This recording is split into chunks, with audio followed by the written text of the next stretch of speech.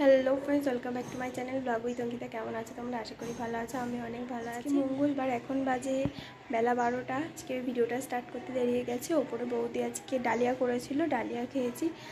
আর এখন আমি স্নান করব। তো চলো দেখে আসি মামি কী করছে। মামি এখানে স্নান করে ঠাকুর বাসন মেজে এখন পুজো দিচ্ছে।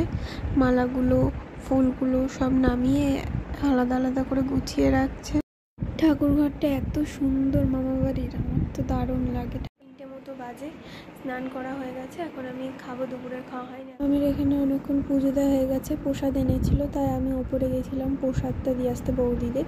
এদিক এদিক সুন্দর একটা ছবি আঁকছে, এখন জল রং করছে, দারুণ লাগছে। তারপরে আজকে খেয়ে নিলাম। আজকে বৌদি রান্না করেছিল ভাত, কচু শাক, ডিমের ঝোল আর আমের টক, একটা লেবুও দিয়েছিল। দারুণভাবে সাজিয়ে দিয়েছে। রান্নাগুলো দারুণ হয়েছে, কচু শাকটা খুব সুন্দর হয়েছে, অনেকদিন পরে খেলাম, দারুণ রান্না করেছিল। দুপুরের খাওয়া কমপ্লিট হয়ে গিয়ে এখন খেয়ে আমি সিনেমাটা দেখছি। তো সন্ধ্যাটাও প্রায় হয়ে গেছে, এখন বাজে প্রায় 7টা। চলো দেখা যাক। পরে গিয়ে দেখি দাদা অনেকগুলো ফুচকা এনেছিল, বৌদি ফুচকাগুলো সাজাচ্ছিল, আমার সাথে ইয়ার্কিও করছে। ফুচকাওয়ালা, ফুচকালি। তারপর ফুচকাগুলোর মধ্যে এক এক করে আলু ভরে একদম রেডি করে রাখছিল, যাতে আমরা সবাই মিলে একসাথে খেতে পারি। একজন দেবে আর একজন খাবে না, ওটা তো ভালো দেখায় না। আমরা তাই বসেছিলাম, বললাম আগে, বৌদি বললে আগে ফুচকাগুলো আলু ভরে নিই, তারপরে সবাই মিলে একসাথে খাওয়া, এতে একসাথেও খাওয়া যায়। তাই বৌদি তাড়াতাড়ি করে সবকটা ফুচকার মধ্যে আলু ভরে নিচ্ছিল।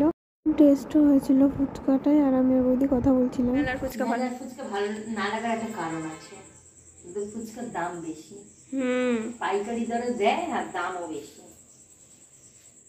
দামটা গেলে পরে ব্যথা লাগে। খাবার, হ্যাঁ ভালো খাবার দিয়ে ভালো পয়সা নিক, কোনো ব্যাপার না, কিন্তু ওই বাজে খাবার খেয়ে বেশি পয়সা দিতে গা কচকচ করে।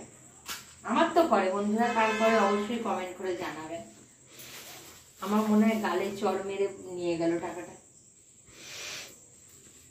এখানে সবকটা ফুচকা আলু ভরা হয়ে গেছে। তেঁতুলের জলটাও একটা গ্লাসে নেওয়া হয়েছে, সবাই একটা একটা করে তুলে নিয়ে খেয়ে নেবে। এখানে বৌদি ভিডিওতে কথা বলছিল, তাই শেয়ার করলাম। 1 মাস ফুচকা খাইনি, তাই জন্য আজকে বললাম যে একটু ফুচকা নিয়ে এসো। আষাঢ় মাস পড়ে গেছে, তেঁতুল তো 1 মাস খাই না। আর যাই হোক, ওই জন্য ফুচকাটা এনেছে। বন্ধুরা, আমার জিভে জল পড়ার আগে আমি খেয়ে নিই, আপনারা জিভের জলটা আটকান। আর বন্ধুরা টাটা, ধৈর্য ধরে এত সময় আমার ভিডিওটা দেখবার জন্য আমার সকল বন্ধুদেরকে অসংখ্য ধন্যবাদ। আর যে ফুচকা খাবে চলে এসো, আমি খাইয়ে দেবো। আমাদের সামনে এখন ফুচকার প্লেট একদম রেডি, আর ধরে রাখতে পারছি না নিজেকে।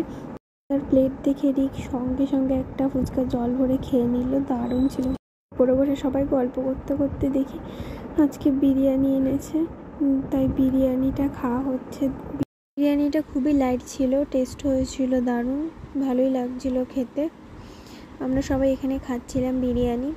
মা নিচে খায়নি, কারণ মামা মামি বিরিয়ানি খায় না।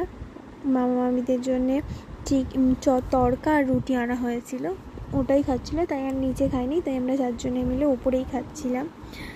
খাওয়াটা একটু বেশি হয়ে গেছিলো, রাত্রের খাওয়াটা। বিরিয়ানি খেয়ে হজম করলাম, স্পাইট খেয়ে বিরিয়ানিটা হজম করা হলো। আজকে ভিডিওটা এই পর্যন্তই। যদি ভালো লাগে অবশ্যই লাইক, কমেন্ট, শেয়ার আর সাবস্ক্রাইব করে দেওয়া চ্যানেলটিকে। আজকের জন্য এইটুকুই, দেখা হচ্ছে নেক্সট ভিডিওতে। টাটা।